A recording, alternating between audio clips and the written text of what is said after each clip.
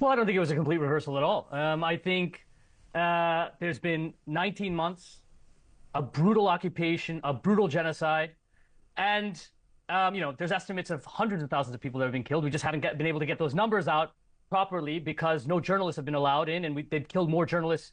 Israel's killed more journalists than World War I, World War II, Vietnam, Iraq War, all combined in this short period of time.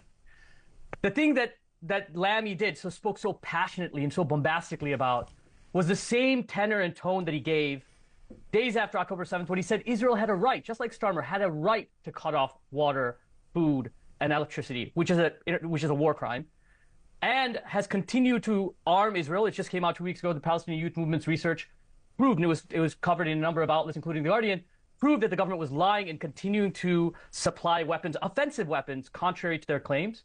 And just yesterday, they ran reconnaissance trips, which declassified the investigative journalists there have proven over and over again they're running reconnaissance trips over Gaza and providing that information to Israel, despite the fact that British citizens have been killed in Gaza by Israel and want to get the surveillance images to prove how it was done. The British government has refused to do that. So these are words, symbolic words, diplomacy, these kinds of things only matter if the opponent, in this case Israel, cares about international law. There's an ICC arrest warrant out for the leaders of Israel. They are war criminals, and they don't care about diplomacy. And Hamas, for that matter. Well, they've already killed the people whose leaders they had out for Hamas, so that doesn't really apply. What, they're going to find the cadaver? You take the broader point. They weren't taking sides on this, is what I'm saying. Yeah, they were saying war crimes were committed by Israel, and they're still alive. There's no arrest warrant out anymore for the leaders of Hamas because Israel killed them. But with Hamas or with Israel? This is what I find amusing. When Palestinians defend themselves, we say they're terrorists.